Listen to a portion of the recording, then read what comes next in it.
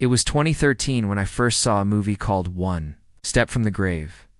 It was just released direct to DVD and didn't get much attention at all. Now, I wouldn't blame you if you haven't heard of it. It's the only reason why I know is because I searched up all these horror movies from the early 2010s trying to find something new to watch, and this came up.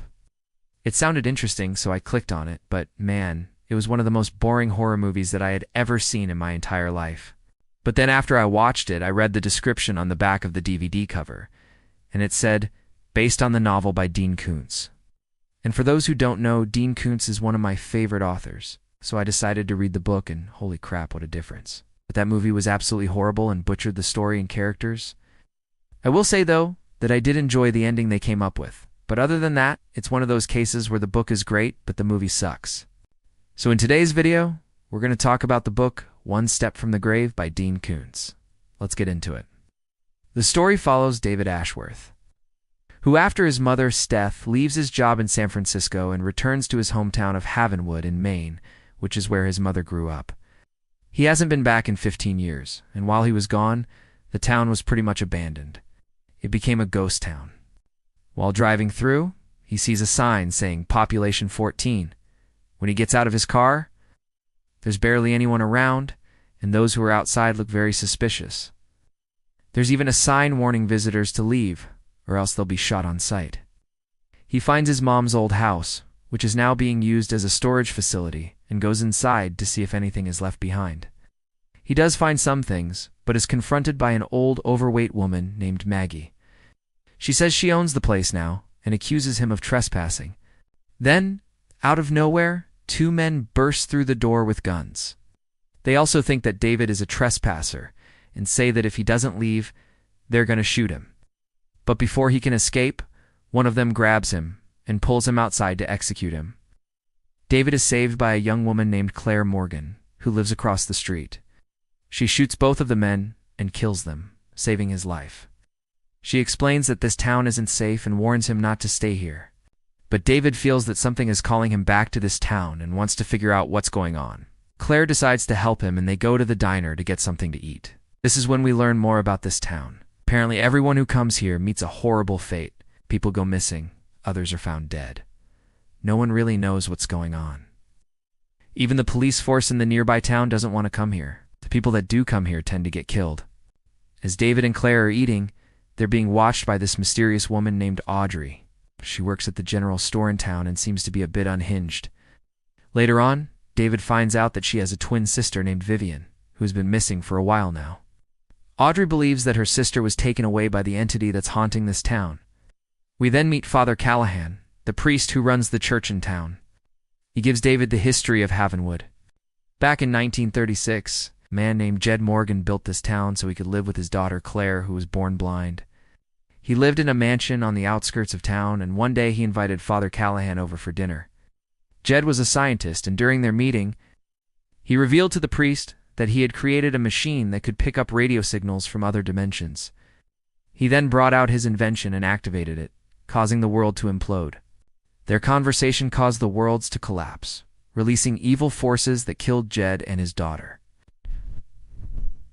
Whoever, or whatever it was, it still remains trapped inside the house, and is somehow taking control over the minds of everyone in town. Callahan tells David that he must destroy the machine to stop whatever is going on. Meanwhile, Audrey continues to stalk David, wanting him to help her find her sister. Things start to get weird when he goes to his mom's house and finds her sitting there. He thinks he's finally losing his mind until he realizes that this is actually his mom, and she was unkilled like he thought. It turns out that when he was 5 years old, his dad left him and his mom. She was pregnant with his little brother, and soon after, she miscarried. His father was working with Jed Morgan, and somehow he was involved in that incident. Whatever happened in 1936, when David was 10, his mom found out that David knew more than he was letting on, and she killed him. She then buried his body in the basement of the house and pretended that he ran away. After being dead for 15 years, he begins to rise from the grave and seeks revenge on his mom. Meanwhile, Claire and Audrey are searching the house for clues. Audrey is getting more and more unhinged, and she attacks Claire, knocking her unconscious. She then tries to kill her, but is stopped by David. He had risen fully and was now alive. He doesn't really remember what happened, but he does remember killing his mom and drinks her blood. They decide that the best course of action would be to go to the house that Jed Morgan lived in and destroy the machine. They're attacked by a group of townspeople who want them dead. They make it to the house and David uses his powers to open up a portal and destroys the machine from within. After doing this, everyone in town is freed from whatever control this entity had over them. David is then forced to return to the other dimension with the portal, but promises to Claire that he'll be back.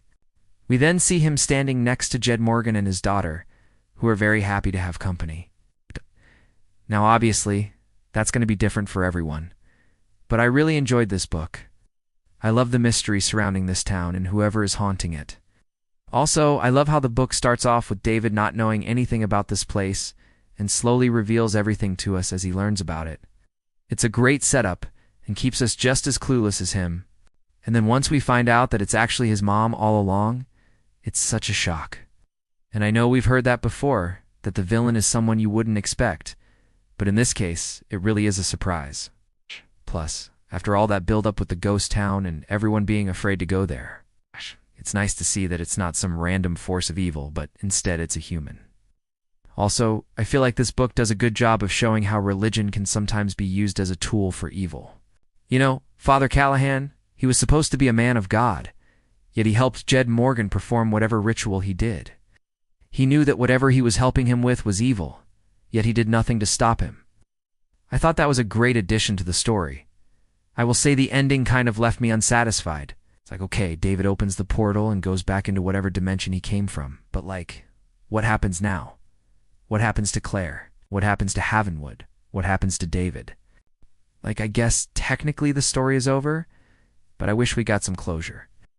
I wish we saw how everyone dealt with what happened. For example, what happened to Audrey? Was she charged with anything? What about the townspeople who tried to kill David? Were they punished? I don't know. I just feel like there were so many questions left unanswered, and it felt a bit incomplete. But other than that, I thought this was a fun little horror story. If you guys enjoyed this video, then please hit the like button and consider subscribing. If you have a free time and a good idea for a video, then comment it down below. We'll see you guys next time. Bye.